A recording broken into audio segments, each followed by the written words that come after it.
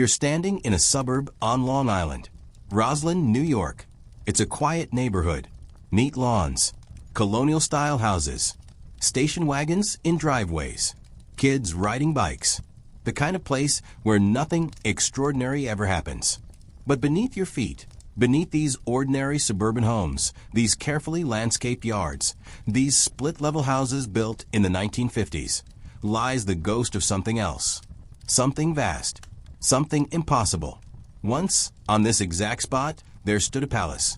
Not a large house, not a mansion, a palace.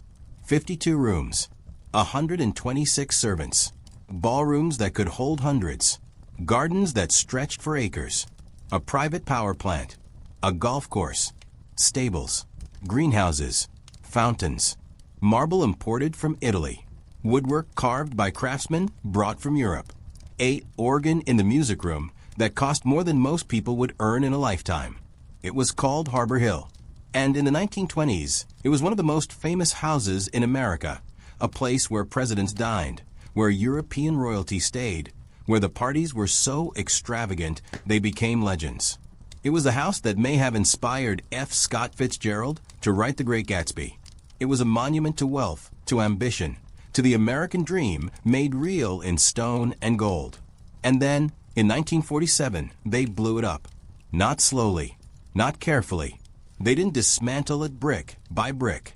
They packed it with dynamite and destroyed it in a single afternoon.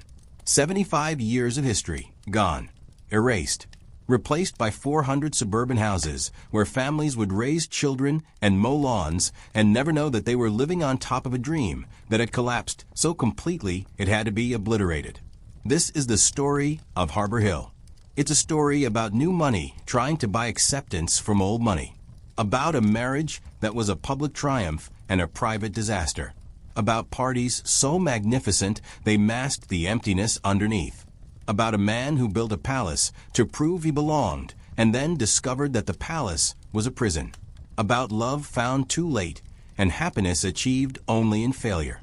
And it's a story about what happens when the music stops, when the party ends, when the bills come due. When you realize that the thing you built to impress the world has become the thing that's destroying you. You walk through this suburban neighborhood now, and you see nothing. No trace of the palace. No commemorative plaque. No historic marker. The people who live here, do they know? Do they ever wonder what was here before? Do they ever feel the weight of the past beneath their perfectly ordinary lives? Probably not. And maybe that's the point. Maybe Harbor Hill was meant to disappear. Maybe its destruction was not a tragedy, but a necessity. The only way to move forward. The only way to let go of a fantasy that had become unbearable. But let's not get ahead of ourselves.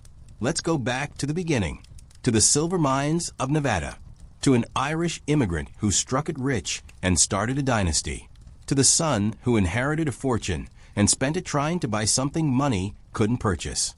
Let's go back to when Harbor Hill was rising from the Long Island earth, stone by stone, dream by dream, and no one yet knew how it would all end.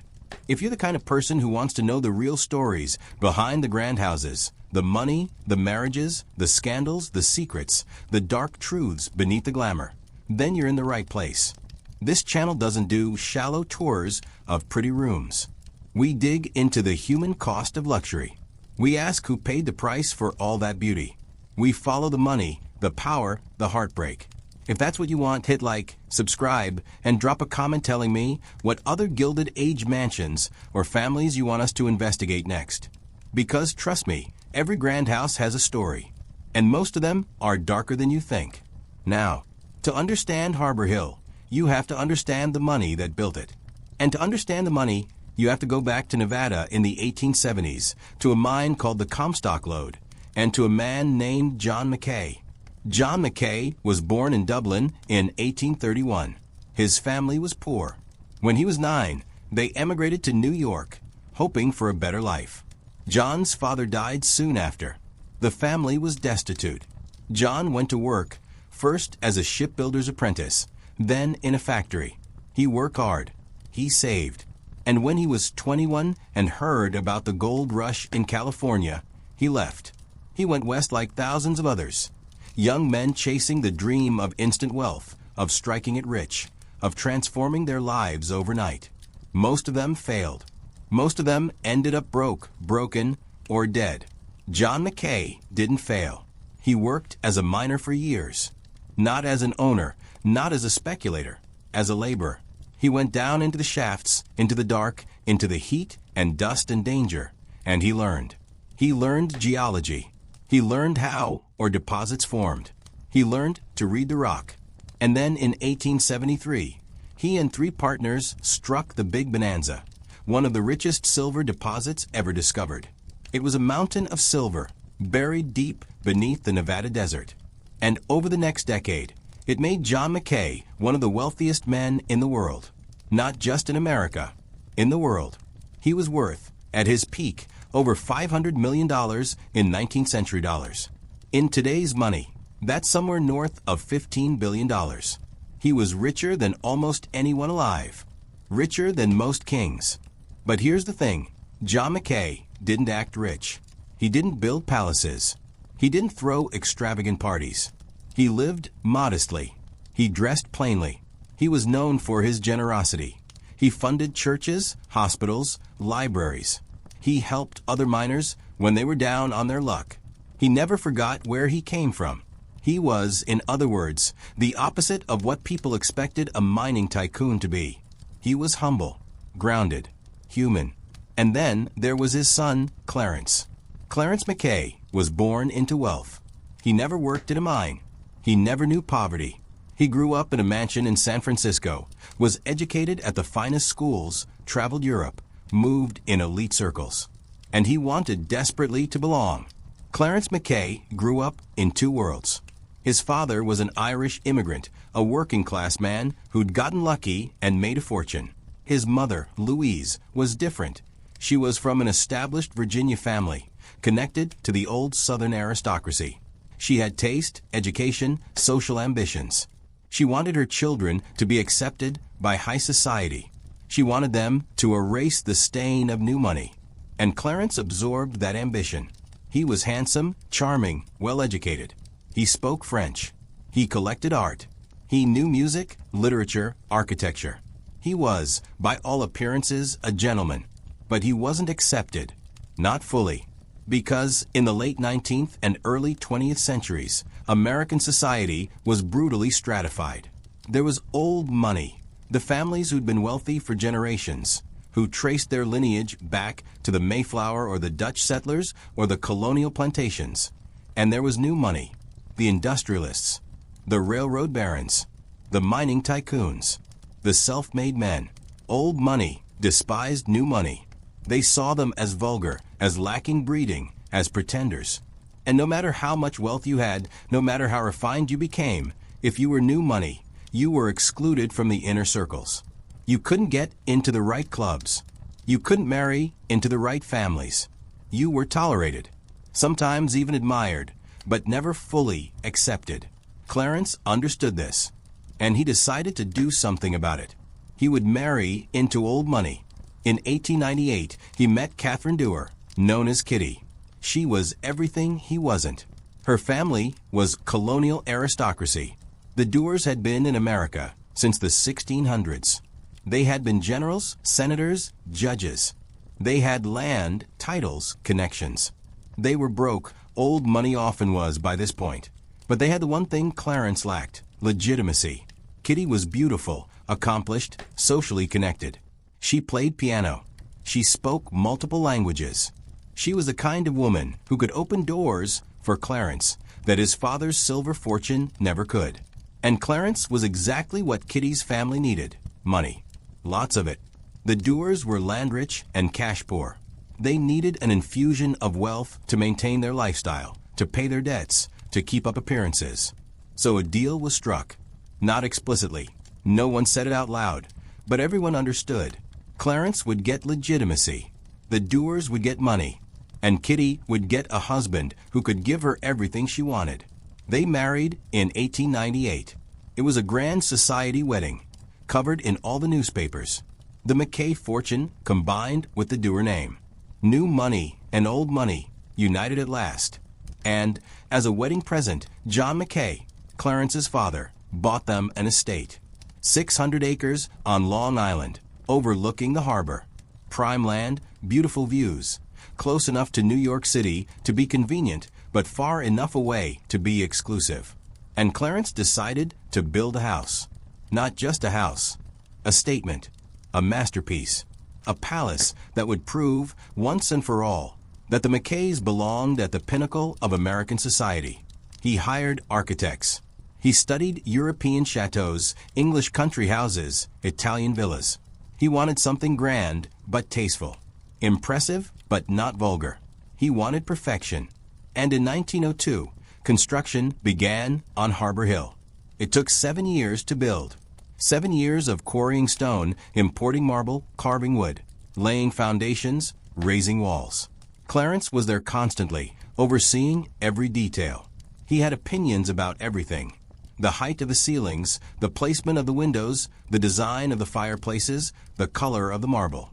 He hired Stanford White, one of the most famous architects in America, to design it. White created a masterpiece, a French Renaissance chateau rendered in American limestone. 52 rooms spread across multiple wings. A ballroom that could hold 300 guests. A music room with hand-carved paneling and a pipe organ. A library with 15,000 books. 14 bedrooms, each with its own bathroom. Unheard of luxury at the time. Servants' quarters in the attic and basement. A private telephone system connecting all the rooms. Outside, formal gardens designed by landscape architects. Terraces overlooking the harbor. Fountains. A golf course. Tennis courts. Stables for dozens of horses. Greenhouses growing orchids, palms, exotic plants. A working farm that supplied the house with fresh produce, milk, eggs. And to run it all, 126 servants. Think about that number.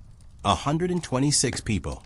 Butlers, footmen, maids, cooks, kitchen staff, laundresses, gardeners, grooms, chauffeurs, groundskeepers, electricians, plumbers. A private army of workers whose sole job was to keep Harbor Hill running, to maintain the illusion of effortless elegance.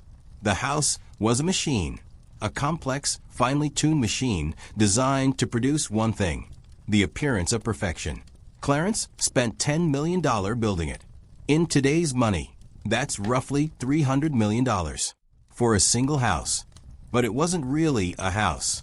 It was a stage, a set, a place where Clarence and Kitty could perform the role of American aristocracy, where they could host the parties, entertain the guests, live the life that would prove they belonged. And for a while it worked. Harbor Hill became famous. When it was completed in 1909, it was hailed as one of the great houses of America. Magazines wrote about it. Architects studied it. Society columnists breathlessly described the parties. And the parties were extraordinary. Clarence and Kitty hosted constantly. Dinners for 50, 100, 200 guests. Balls where orchestras played and champagne flowed, and women wore gowns that cost thousands of dollars. Weekend parties where guests arrived by private train car and stayed for days, riding horses, playing golf, being waited on hand and foot. They entertained presidents, Theodore Roosevelt, William Howard Taft. They hosted European royalty, princes, dukes, counts. They gathered artists, writers, musicians. Harbor Hill became a destination, a symbol of American wealth and sophistication. Clarence had done it. He'd built the palace. He'd opened the doors. And the world had come. But here's what the society pages didn't report. The marriage was falling apart. Kitty had never loved Clarence. Not really. She'd married him for his money, for what he could give her. And once she had the house, the jewels, the status, she lost interest in him. She began having affairs. Not discreetly, publicly. She flirted openly with other men at her own parties. She traveled to Europe and stayed for months, making no secret of her liaisons. She humiliated Clarence in front of the very people he'd built Harbor Hill to impress.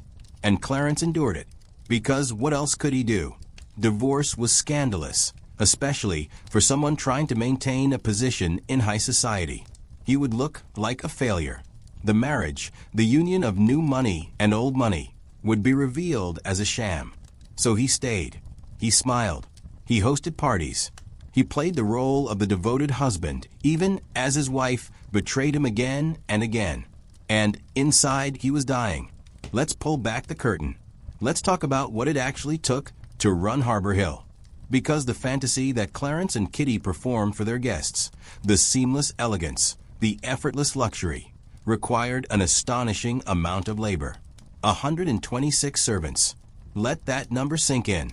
126 people whose entire lives revolved around this one family, this one house. They had titles, ranks, uniforms, rules.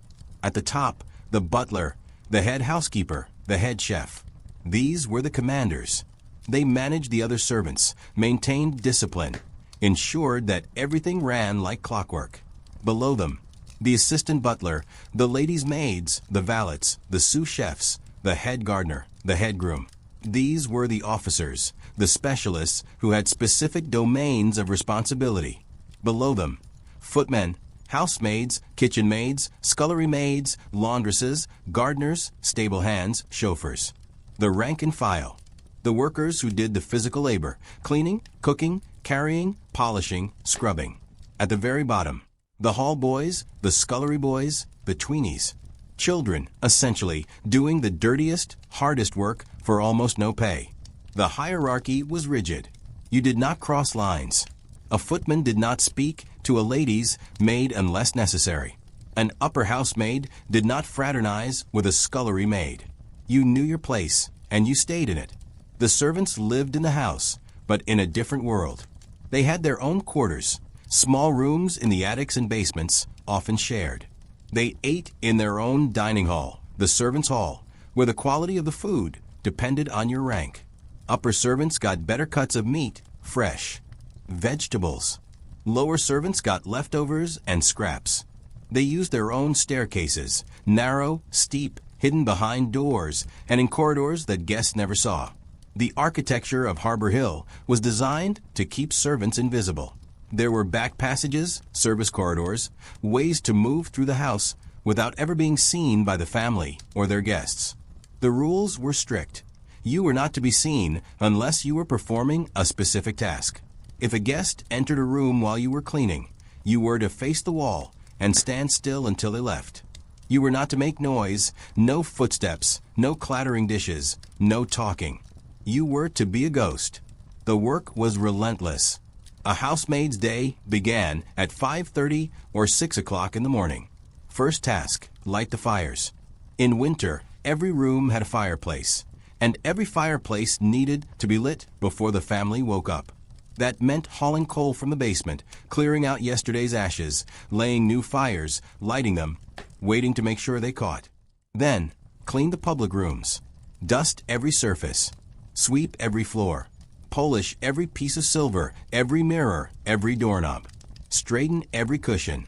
The house had to be perfect before the family came downstairs for breakfast. Then, clean the bedrooms. Make the beds. And making a bed in 1910 was not a simple task. Mattresses had to be turned. Sheets had to be smoothed to perfection, without a single wrinkle. Blankets and coverlets had to be arranged just so. Pillows fluffed. Chamber pots emptied, washed, and replaced. All day, there were tasks. Polishing brass, scrubbing floors, beating carpets, washing windows, mending linens, ironing clothes, every shirt, every dress, every tablecloth, ironed by hand with heavy irons heated on the stove. And if there was a party, which there often was, the workload doubled. Meals for hundreds had to be prepared. Extra staff had to be brought in. Rooms had to be prepared for overnight guests. Beds made up, fires lit, fresh flowers arranged, luggage unpacked, and clothes laid out. The kitchen was its own world. The head chef, often French, always temperamental, commanded a team of sous chefs, pastry chefs, kitchen maids, scullery maids. Meals were elaborate. 8, 10, 12 courses. French cuisine was the standard. Every dish had to be perfect. The presentation had to be flawless. And the scullery maids, the lowest of the low, spent their entire day washing dishes. Hundreds of dishes. Pots, pans, plates, glasses, silverware. Their hands were raw from the water, cracked and bleeding from the lye soap. They worked in hot, steamy, airless rooms in the basement, and they were invisible even to the other servants. The gardeners worked outside, but their labor was just as intensive. The formal gardens had to be maintained year-round. Flower beds replanted seasonally. Lawns mowed by hand with push mowers. Hedges trimmed. Weeds pulled. Paths swept. Fountains cleaned. In the greenhouses, exotic plants had to be tended, watered, monitored. The estate's beauty was not natural. It was manufactured daily through backbreaking labor. The grooms cared for the horses. The chauffeurs maintained the cars. The electricians and plumbers kept the house's infrastructure running, because Harbor Hill had its own power plant, its own water system, its own sewage treatment. It was a self-contained world, a village almost, except everyone in the village existed to serve two people, Clarence and Kitty. What were the servants paid? Not much. A scullery maid might earn $5 or $6 a month. A housemaid, $10 to $15. Even upper servants, a butler, a head housekeeper, might earn $50 to $100 a month. Room and board were provided, but that was part of the control. You lived in the house, so you were never off duty. You were always available, always working, always under the eye of your superiors. Why did they do it? Because the alternatives were worse. For a working-class woman in 1910, options were limited. You could work in a factory, long hours, dangerous conditions, low pay. You could work in a shop, slightly better, but still exhausting and poorly paid. You could try to marry and hope your husband earned enough to support you. Or you could go into service. And service in a grand house like Harbor Hill was considered a good position. You had security. You had shelter. You had food. You had the prestige of working for a famous family. And if you were smart, obedient, and lucky, you could rise through the ranks. A scullery maid could become a kitchen maid. A kitchen maid could become a cook. A housemaid could become a lady's maid or even a housekeeper, a position of real authority. But you would always be a servant, always subordinate, always invisible.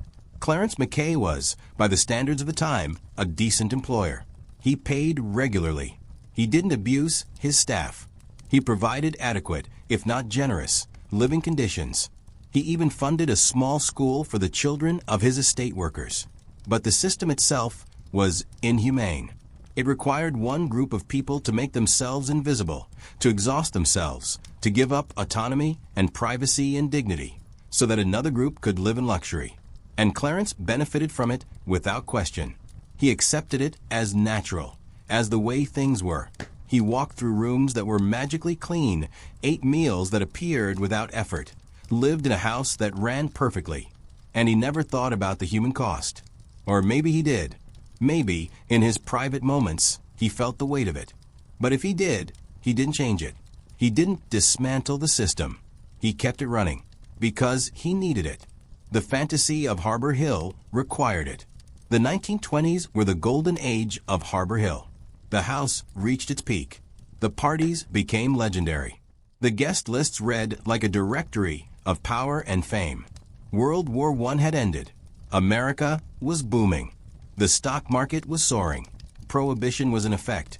But that only made drinking more glamorous. Speakeasies, bootleggers. Champagne smuggled in from Europe and served at private parties where the police were paid to look the other way. It was the jazz age. The age of flappers and fast cars and new money and old money mingling in ways they never had before. The rules were loosening. Society was changing. And Harbor Hill was at the center of it. Clarence threw parties that lasted for days. Weekend house parties where 50 or 60 guests would arrive on Friday and stay until Monday. They'd be met at the train station by chauffeurs in limousines. They'd arrive at Harbor Hill and be greeted by footmen who carried their luggage. They'd be shown to their rooms, each one prepared perfectly, with fresh flowers and monogrammed linens and every amenity. Then the entertainment would begin. Dinners in the formal dining room, the tables set with china and crystal and silver that had belonged to European royalty. 8-course meals prepared by French chefs. Wines from Clarence's cellar, one of the finest private wine collections in America. Champagne flowing freely, despite prohibition. After dinner, music. Clarence had installed a massive pipe organ in the music room, and he often hired professional musicians to perform. Or there would be a recital, opera singers, pianists, string quartets. Clarence loved music. He was a patron of the Metropolitan Opera. He funded young artists, and he made sure his guests experienced the best. Or there would be dancing. An orchestra would play in the ballroom, and couples would dance until 3 for in the morning.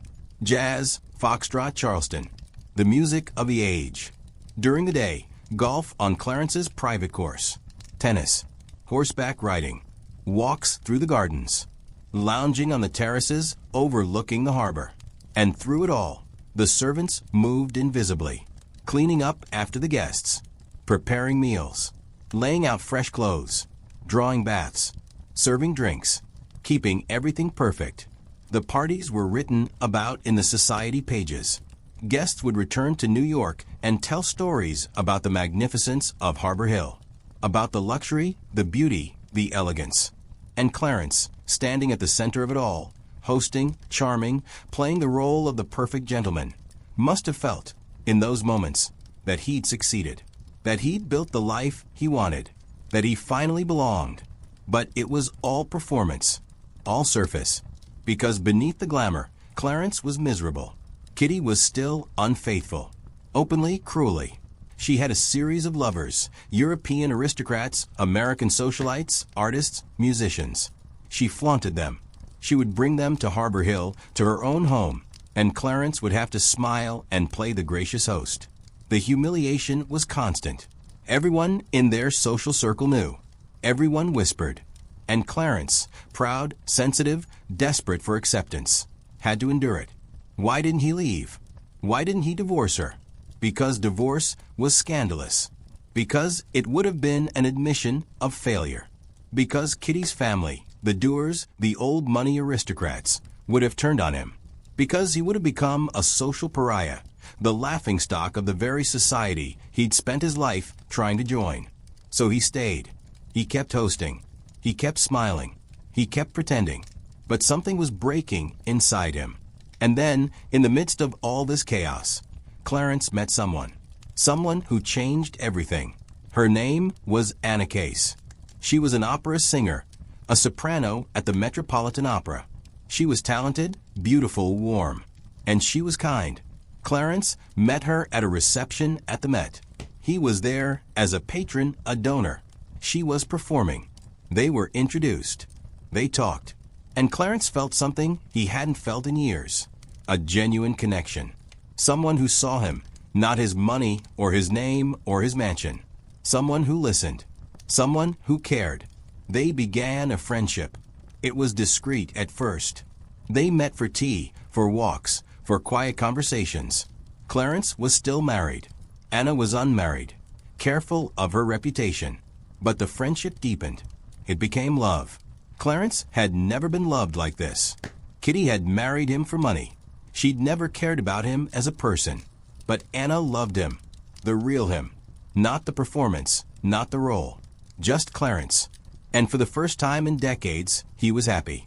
But he couldn't act on it. Not openly. He couldn't leave Kitty. He couldn't marry Anna. The scandal would destroy him. So he kept the relationship secret. He met Anna when he could. He wrote her letters. He supported her career. And he lived for those stolen moments of genuine happiness in the midst of his otherwise empty life. At Harbor Hill, the parties continued. The champagne flowed. The music played. The guests danced. And Clarence stood in the ballroom, surrounded by hundreds of people, and felt utterly alone. It's tempting to feel sorry for him. And in some ways, he deserved sympathy.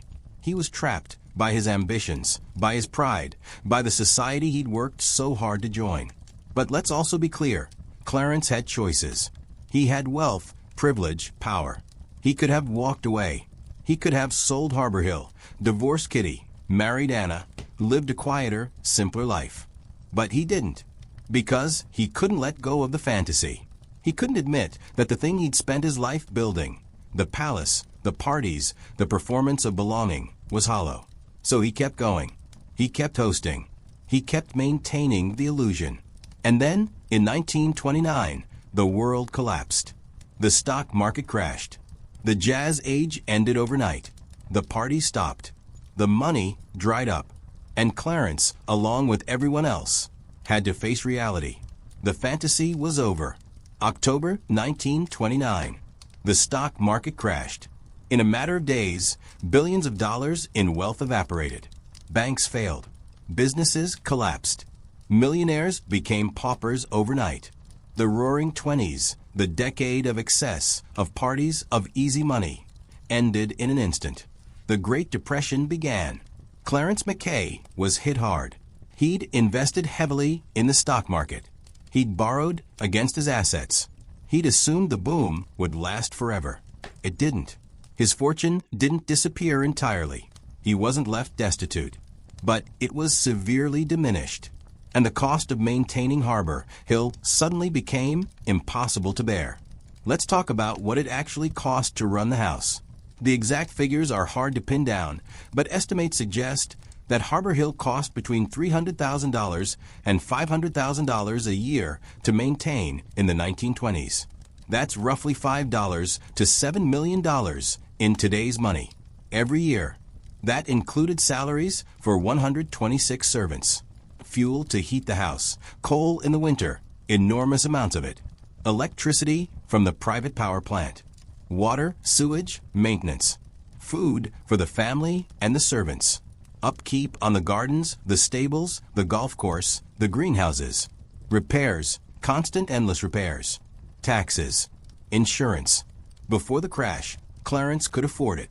His father's silver fortune, combined with his own investments, generated more than enough income.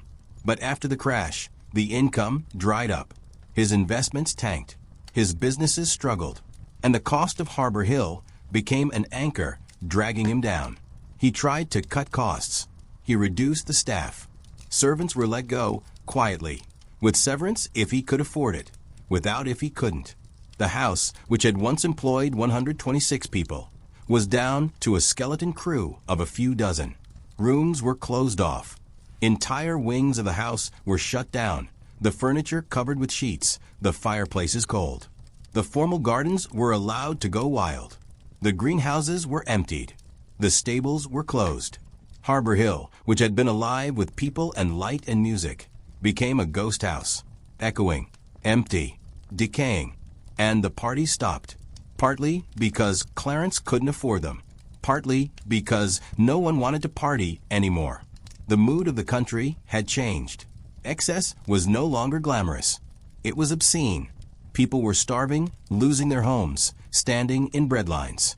Throwing lavish parties at a 52-room mansion would have been an insult. So Clarence stopped. He retreated. He withdrew from society. And he made a decision that would have been unthinkable a decade earlier. He moved out of the mansion. On the grounds of Harbor Hill, there was a small farmhouse. It had been built for the estate manager, a simple structure, maybe 6 or 7 rooms, nothing grand. Clarence and Anna, who he had, by this point, quietly married after Kitty finally agreed to a divorce in 1931, moved into the farmhouse. Think about that. The man who had built a 52-room palace, who had spent $10 million on a house designed to prove he belonged at the top of society, moved into a farmhouse, a cottage, a place so small that it would have fit into one wing of the mansion. And here's the astonishing thing. He was happy there. For the first time in his adult life, Clarence was actually happy. He was with Anna, the woman he loved. He was away from the performance, the pretense, the exhausting effort of maintaining the fantasy. He was living simply, quietly. He tended a garden. He read books. He listened to music. He and Anna would take walks around the estate. They'd have dinner, just the two of them, in the small dining room of the farmhouse. They'd sit by the fire in the evening. It was a complete reversal. The palace that was supposed to bring happiness had brought only misery. And the small, modest house that society would have considered a failure had brought peace. Clarence lived in that farmhouse for the rest of his life. And by all accounts, those years, the 1930s and early 1940s, were the happiest of his life. But the mansion loomed. Literally, you could see it from the farmhouse. The great empty shell of Harbor Hill, standing on the hill, decaying. Clarence couldn't afford to maintain it. He couldn't afford to tear it down. He couldn't sell it. No one wanted to buy a 52-room mansion in the middle of the Depression. So it just sat there, rotting. The roof began to leak. Water damaged the ceilings, the walls, the floors. The elaborate woodwork warped. The marble stained. Mold spread through the closed-off rooms. The heating system broke down. Pipes froze and burst in the winter. The house that had once been the symbol of Clarence's success became the symbol of his failure. A monument to excess, to waste, to the emptiness of the American dream when it's pursued without meaning. Clarence died in 1938. He was 64 years old. He died peacefully in the farmhouse with Anna by his side. And he left a problem. What to do with Harbor Hill? Anna inherited the estate. She didn't want the mansion. She couldn't afford it. She tried to sell it. But who, in 1938, wanted to buy a massive, decaying palace? There were no buyers. Not at any price. She tried to donate it. To the state, to the county, to a university, to a museum. No one wanted it. The maintenance costs were too high. The house was too specific, too personal. It couldn't be repurposed. So it sat, empty, abandoned, a ghost. During World War II, there was briefly talk of using it for the military, as a hospital or a training facility. But the cost of renovating it was prohibitive. So the idea was dropped, and Harbor Hill continued to decay. By the mid-1940s, it was clear that something had to be done. The house was beyond saving. Repairing it would cost millions, millions that no one had, and that no one was willing to spend on a monument to a bygone era. So a decision was made. They would destroy it. In 1947, demolition crews arrived at Harbor Hill. They didn't come to carefully dismantle the house, to salvage the marble and the woodwork and the art. They came with dynamite. Think about what that means. This house, built over 7 years, crafted by the finest architects and artisans, filled with materials imported from Europe, designed to last for centuries, was going to be blown up, erased, obliterated in an afternoon. Why not take it apart? Why not salvage the materials? Because it would have taken too long, cost too much. Demolition by hand, carefully removing stone by stone, panel by panel, would have required months, maybe years, and a significant investment of labor. No one wanted to invest in Harbor Hill anymore, not even in its destruction. So they packed the building with explosives. They set charges in the basements, in the load-bearing walls, at strategic points throughout the structure.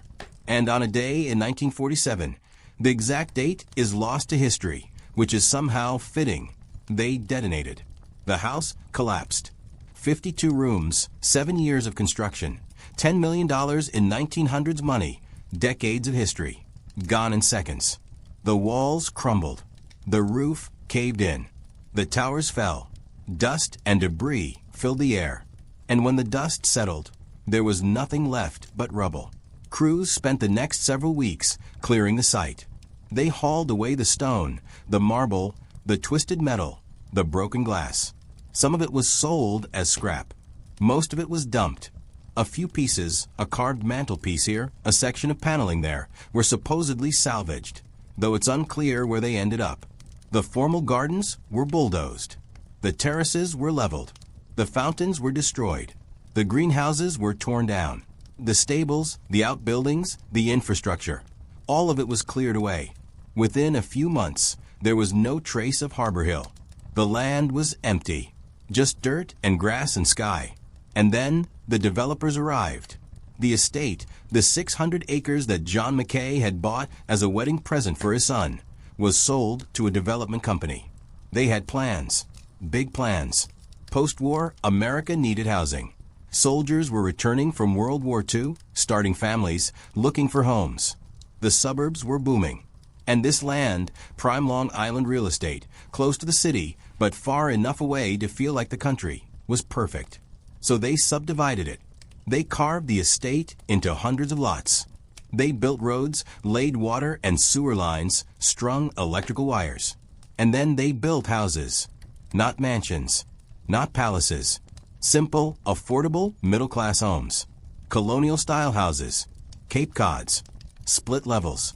3 bedrooms, 1 or 2 bathrooms, a small yard. The kind of house where a returning veteran could raise a family, mow the lawn on Saturday, drive to work in the city during the week. By the early 1950s, 400 homes stood where Harbor Hill had once been. 400 families lived on land that had once been a single man's private kingdom. It was, in a way, the ultimate irony. Clarence had built Harbor Hill to separate himself from ordinary people, to prove he was special, to create a fortress of exclusivity. And now, ordinary people, middle-class families, working people, were living on his land, in modest homes, living modest lives. The American dream had come full circle. The palace built to glorify one man's wealth had been replaced by homes for the many. And the people who moved in, did they know? Did they understand what had been there before? Some did. The older residents of Roslyn remembered Harbor Hill. They remembered seeing it from a road, this great chateau on the hill.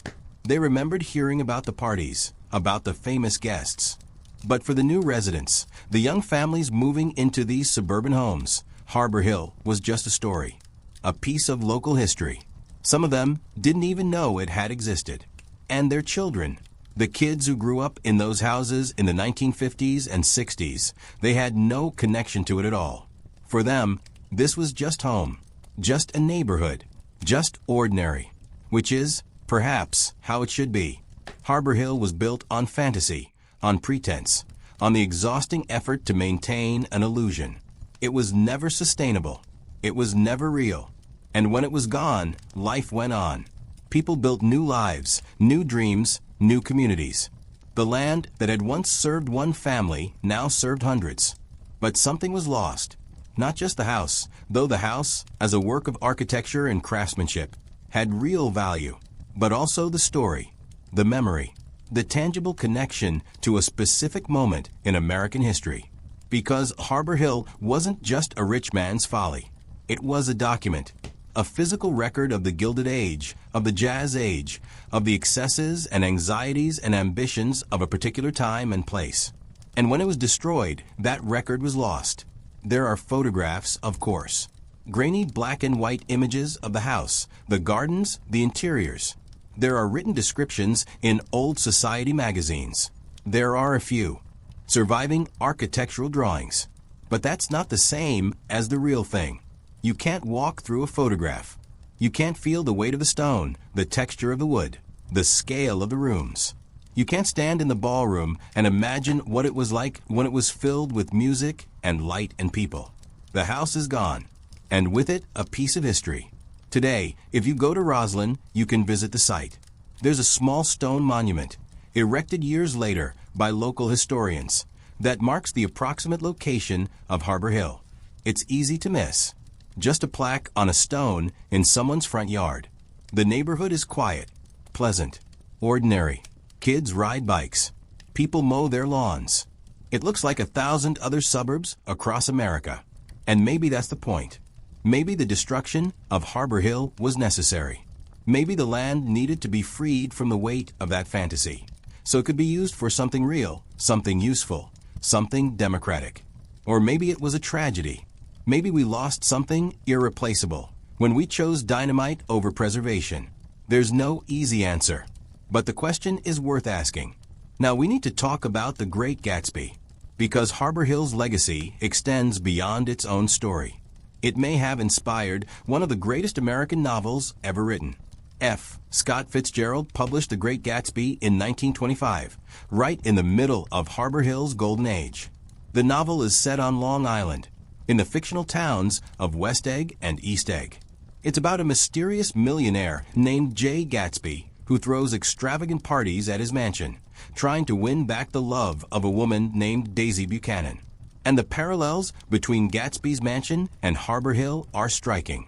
Fitzgerald lived on Long Island in the early 1920s. He rented a small house in Great Neck, which was the model for West Egg in the novel. And from Great Neck, Harbor Hill was visible. You could see it on the hill, this massive chateau rising above the landscape. Fitzgerald would have known about Harbor Hill. Everyone in that area did. It was famous.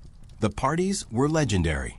And Fitzgerald was fascinated by wealth, by the lives of the rich, by the performance and pretense of high society. He attended parties in the area, not at Harbor Hill itself, as far as we know, but at similar estates. He observed. He took mental notes. And he channeled it all into his novel. Consider the descriptions of Gatsby's mansion in the book, a colossal affair, a factual imitation of some Hotel de Ville in Normandy, with a tower on one side, spanking new under a thin beard of raw ivy. That could be Harbor Hill, a French-style chateau, brand new, trying to look old. Consider the parties, hundreds of guests, orchestras playing, champagne flowing, people dancing and laughing and drinking, and at the center of it all, the host, Gatsby, standing apart, watching, never quite part of the festivities. That was Clarence, hosting, performing, but always alone. Consider the themes: new money trying to buy acceptance, a man building a palace to win love, the hollowness beneath the glamour, the impossibility of recapturing the past, the American dream revealed as a beautiful, tragic illusion. Those were the themes of Harbor Hill's story, and they became the themes of The Great Gatsby.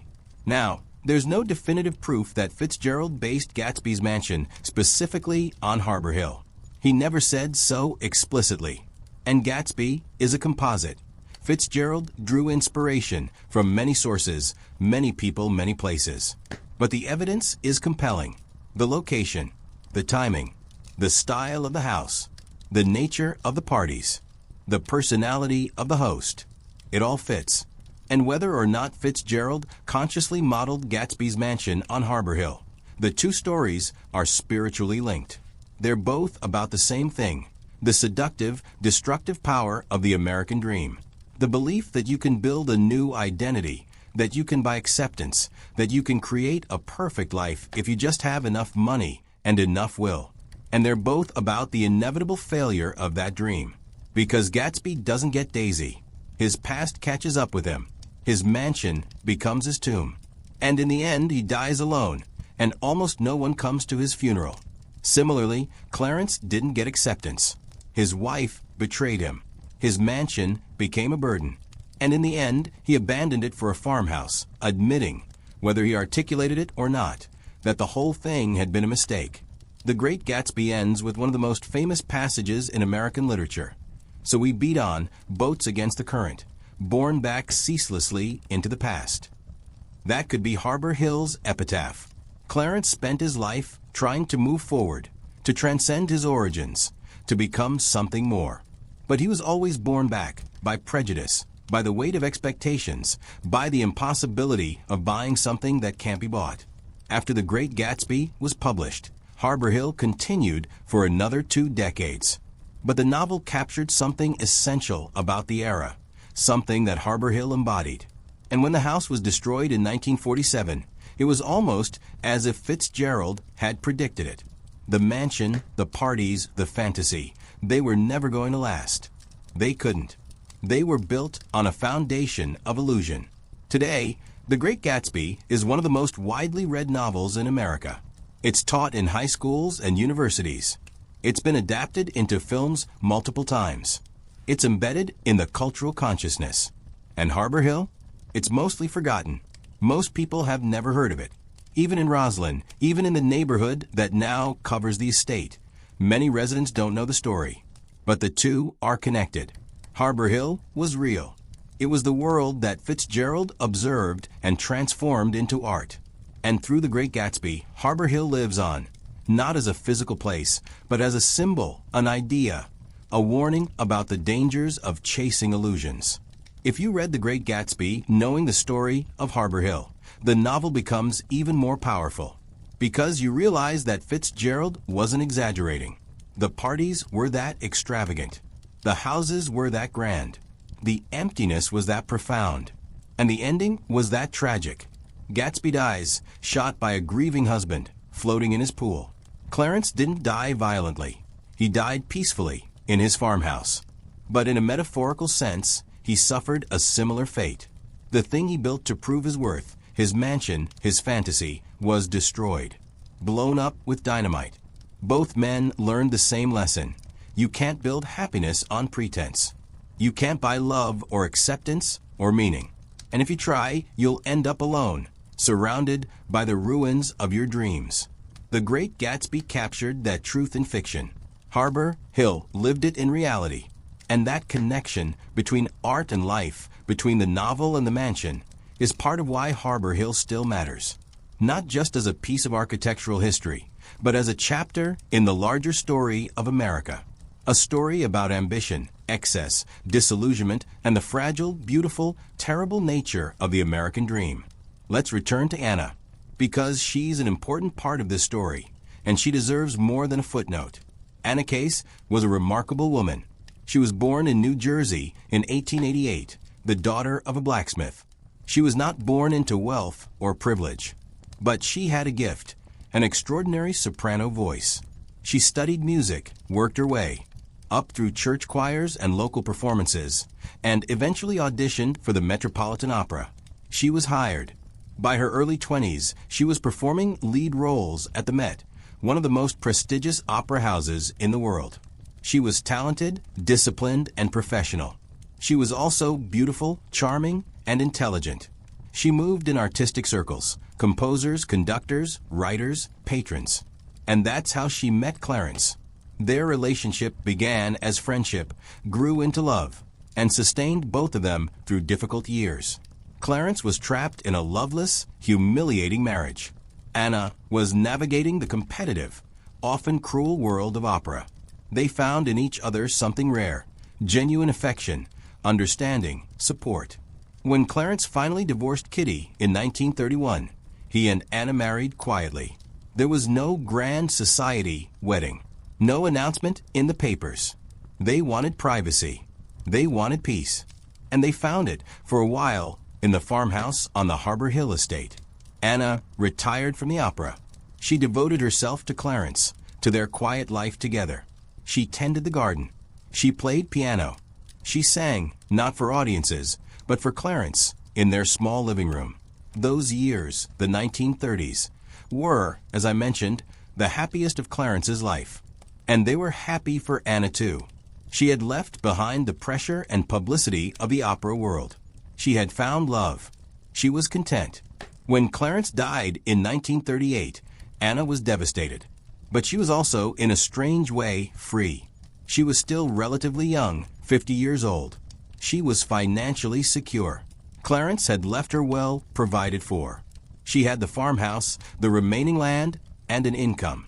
She could have remarried. She could have returned to the opera. She could have moved to New York or Europe and resumed public life. But she didn't.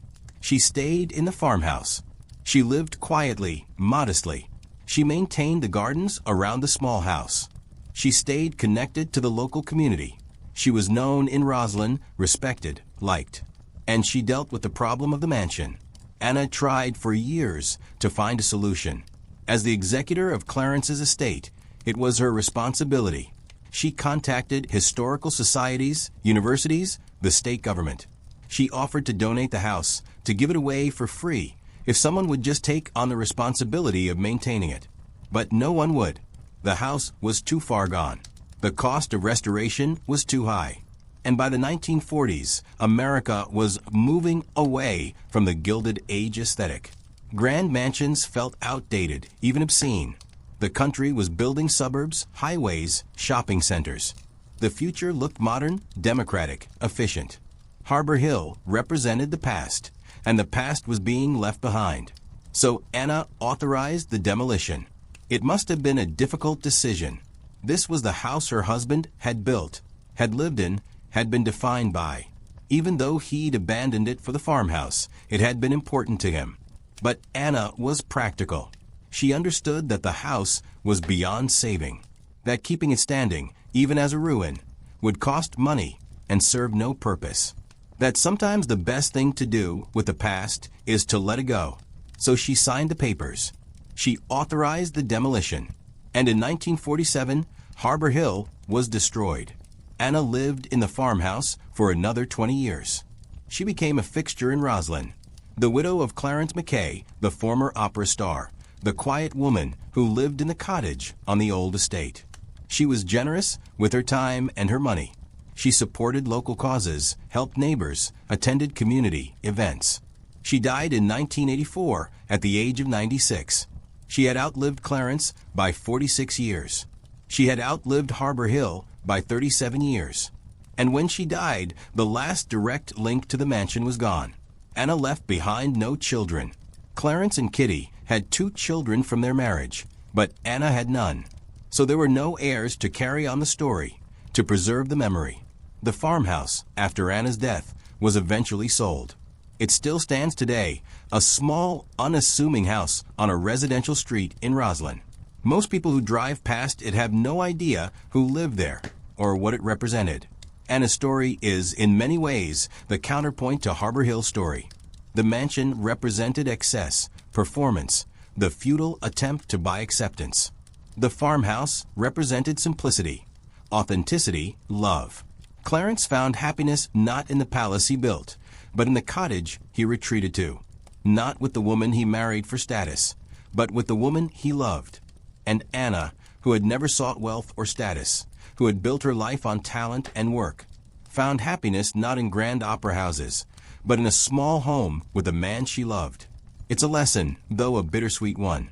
The things we think will make us happy, the big house, the public acclaim, the acceptance of society, often don't. And the things we overlook, the simple pleasures, the genuine relationships, the quiet moments, often do. Clarence spent the first 60 years of his life building Harbor Hill, maintaining the fantasy, trying to prove himself. And he spent the last 8 years in a farmhouse, finally at peace. Which version of Clarence was the real one? The man in the mansion or the man in the farmhouse? Both, probably. We're all contradictions. We all have public selves and private selves. We all build things we later abandon. But the farmhouse version of Clarence, the man who tended a garden, who listened to Anna sing, who walked quietly around the grounds of his former estate without needing to own or control it, that version seems more human, more real. And Anna, who loved him through it all, who stayed with him, who made the hard decisions after he was gone. She's the hero of this story, if there is one, because she understood what Clarence took a lifetime to learn, that happiness is not something you build. It's something you find, often in the smallest, simplest places. So what do we take from the story of Harbor Hill? What does it mean? Why should we care about a mansion that was destroyed 75 years ago? Because the story isn't really about a house. It's about us, about the choices we make, about what we value, about the difference between what we think will make us happy and what actually does. Harbor Hill was built on a lie. Not a deliberate lie necessarily, but a lie nonetheless. The lie that wealth can buy acceptance. That if you build the right house, collect the right art, throw the right parties, you can become someone else. You can transcend your origins. You can force society to see you the way you want to be seen. Clarence spent his life believing that lie. He built a palace to prove it. And he was miserable. Because acceptance that's bought isn't real acceptance. Respect that's purchased isn't real respect. And a life built on performance is exhausting, empty, and ultimately unsustainable. Clarence's happiest years were the years he stopped performing. When he moved into the farmhouse. When he let go of the fantasy. When he stopped trying to prove himself and just lived. That's the first lesson. Authenticity is worth more than approval. Being yourself, even if yourself is small, modest, ordinary, is better than pretending to be something you're not, even if that pretense comes with a palace. The second lesson is about cost. Every grand house, every monument to wealth has a cost. Not just the financial cost, though that's real, but the human cost. Harbor Hill required 126 servants, 126 people whose labor made the fantasy possible. People who worked 16-hour days, who were forbidden to be seen, who gave up autonomy and dignity so that one family could live in luxury. We don't like to think about that. When we visit grand houses today, when we tour estates, admire the architecture, exclaim over the art, we rarely think about the servants, about the cooks and the maids and the gardeners and the grooms, about the people who made it all work. But they were there, and their labor was real, and their lives mattered. So when we tell the story of Harbor Hill, we have to tell their story too. We have to acknowledge that beauty often rests on exploitation, that luxury often requires invisibility, that the grand houses we admire were not built by the people whose names are on the plaques. They were built and maintained by people we don't know, people whose stories have been erased. The third lesson is about sustainability. Harbor Hill was never sustainable. It required a fortune to build and a fortune to maintain. It was designed for a world where a small number of people controlled vast wealth and an underclass of servants did the work. But that world was already dying when Harbor Hill was built. And by the 1930s, it was dead. The Depression, the changing economy, the social transformations of the 20th century, all of it made the grand estate obsolete. And when the money ran out, the house became a burden. It couldn't be repurposed. It couldn't be adapted. It could only be destroyed. That's a warning. When we build things, houses, institutions, systems, we need to think about sustainability, about whether they can survive changes in circumstances, about whether they serve a purpose beyond the ego of their creator. Harbor Hill served Clarence's ego, and when Clarence abandoned it, it had no purpose. So it was destroyed. The fourth lesson is about legacy. Clarence Mackay wanted to be remembered. He wanted Harbor Hill to be his monument, his proof that he mattered. But the house is gone, and very few people today know who Clarence Mackay was. What survives? The story, the lessons, the connection to the great Gatsby, the small stone monument in a Roslyn suburb. And maybe that's enough. Maybe legacy isn't about physical monuments. Maybe it's about the ideas, the stories, the ways we influence the people and the world around us. Clarence's happiest years, the years in the farmhouse with Anna, left no physical trace. But they mattered. They were real. They were human. And Anna's kindness, her generosity, her quiet presence in the Roslyn community for decades after Clarence died, that was legacy too. Not grand, not famous, but real. The fifth lesson is about the American dream. Harbor Hill is, in many ways, a metaphor for the American dream itself. The idea that you can build a new life, that you can transcend your origins, that wealth and success are within reach if you just work hard enough, want it badly enough. Clarence's father, John Mackay, lived that dream. He came to America with nothing. He worked hard. He got lucky. He became one of the richest men in the world. But Clarence learned that the dream has limits. You can build wealth. You can build a palace. But you can't build acceptance. You can't build love. You can't build meaning. And if you spend your life chasing the external markers of success, the house, the status, the approval of others, you'll miss the things that actually matter. The relationships, the authenticity, the peace. The Great Gatsby ends with a line. So we beat on, boats against the current, borne back ceaselessly into the past. But maybe that's not the whole story. Maybe we don't have to keep beating against the current. Maybe we can stop, let go, accept that the past is the past, that we can't change our origins, that we can't buy our way into someone else's version of success.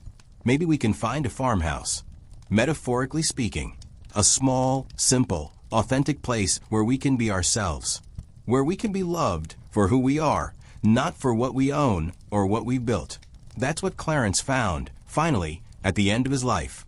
And that's what Harbor Hill, in its destruction, teaches us. Not that we should give up ambition, not that we should reject success, but that we should be careful what we build, and why we build it, and whether the thing we're building serves us, or whether we're serving it. Because a palace can become a prison, and freedom might look like a cottage. Part 10, 1,000 words. Conclusion plus reflection plus the site today. Let's return to where we started, to the suburb, to the quiet streets of Roslyn, Long Island, where 400 families live on land that was once a single man's kingdom. You walk through the neighborhood today, and you see nothing remarkable.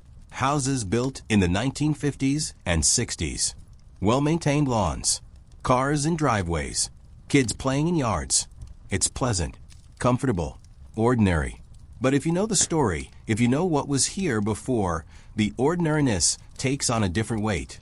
These families are living on top of a dream that was built, that flourished, and that collapsed. A dream that cost millions of dollars and decades of labor and countless lives. A dream that ended with dynamite. Do they feel it? Do the people who live here ever sense the ghost of Harbor Hill beneath their feet? Probably not. And maybe that's okay. Maybe the past doesn't need to haunt us. Maybe it's enough to know the story, to learn the lessons, and then to move on. There is a small memorial. On one of the residential streets, Harbor Hill Drive, appropriately, there's a stone marker. It's maybe 3 feet tall, easy to miss if you're not looking for it. A plaque explains, briefly, that this was the site of Harbor Hill, the estate of Clarence McKay. That's it. That's all that remains. Well, that and the memories. There are a few people still alive who remember seeing the house before it was destroyed. Elderly residents of Roslyn who, as children, would glimpse it from the road. They describe it as magical, imposing, like something out of a fairy tale. But those memories are fading. The people who remember are dying. And soon, there will be no one left who ever saw Harbor Hill. And then the house will be entirely gone. Not just physically, but from living memory. It will exist only in photographs, in old newspaper articles, in architectural records, in stories like this one.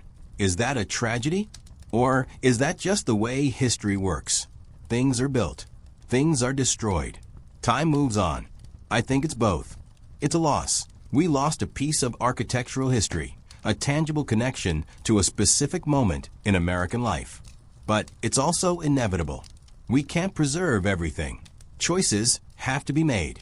And in 1947, the choice was made that Harbor Hill was not worth saving. Was that the right choice? I don't know. Part of me thinks it was a shame to destroy such a significant building.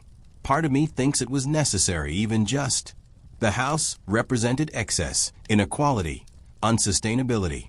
Maybe it needed to be destroyed so that something better, something more democratic, more accessible, could take its place. And 400 middle-class families living in modest homes is more democratic than one wealthy family living in a palace. So in that sense, the destruction of Harbor Hill was a victory. A small victory for equality, for the idea that land should serve the many, not the few. But we lost something too. We lost the story. Or we almost did. Because without records, without efforts to remember, Harbor Hill would have disappeared completely. It would have been erased from history. And that would be a shame. Because the story matters. Not because Clarence McKay was a great man. He wasn't, particularly. Not because Harbor Hill was the most beautiful house ever built. It wasn't. But because the story illuminates something true about human nature, about American culture, about the dangers and seductions of wealth. It's a cautionary tale. A reminder that the things we build to impress the world often end up imprisoning us. That the approval we chase is often empty. That happiness is not found in palaces, but in something smaller, quieter, more authentic. Clarence learned that lesson, but he learned it late. He spent most of his life building Harbor Hill, and only at the end did he realize that the farmhouse was enough. How many of us are making the same mistake? How many of us are building our own Harbor Hills, metaphorical ones, thinking that the bigger house, the better job, the higher status will finally make us happy? How many of us are chasing approval, performing for an audience that doesn't really care, exhausting ourselves in pursuit of something that will never satisfy? The story of Harbor Hill asks us to stop, to think, to ask ourselves, what are we building, and why, and for whom? Are we building for ourselves, for our own genuine happiness? Or are we building for others, for their approval, for a fantasy of acceptance that will always remain just out of reach? Clarence built Harbor Hill for others, to prove himself to a society that would never fully accept him. And it destroyed him. Or rather, it imprisoned him. It took him decades to escape. But he did escape. He found the farmhouse. He found Anna. He found peace. And that's hopeful. That's the redemptive part of the story. It's never too late to let go of the fantasy. It's never too late to choose authenticity over performance. It's never too late to find your farmhouse. So maybe that's what Harbor Hill's legacy is. Not the palace itself, which is gone, but the lesson, the reminder, the warning, and the hope. The warning: don't build your life on pretense. Don't chase approval at the cost of authenticity. Don't confuse wealth with worth. The hope: you can change. You can let go. You can find happiness in simplicity, in love, in being yourself. Clarence Mackay built a palace and then walked away from it. And in walking away, he found what he'd been looking for all along. That's a story worth remembering. That's why we tell it. That's why Harbor Hill, even in its absence, still matters. So the next time you're chasing something, the bigger house, the better job, the approval of people who don't really know you, remember Harbor Hill. Remember the palace that was blown up with dynamite. Remember the man who found happiness only when he stopped trying to impress the world. And ask yourself, what's my farmhouse? What's the small, simple, authentic thing that would actually make me happy? And then go find it. Because the palace is a trap. The farmhouse is freedom. That's the lesson of Harbor Hill. And it's a lesson we still need, 75 years after the dynamite fell. The house is gone. The story remains. And as long as we tell it, as long as we learn from it, Harbor Hill will not have been built and destroyed in vain.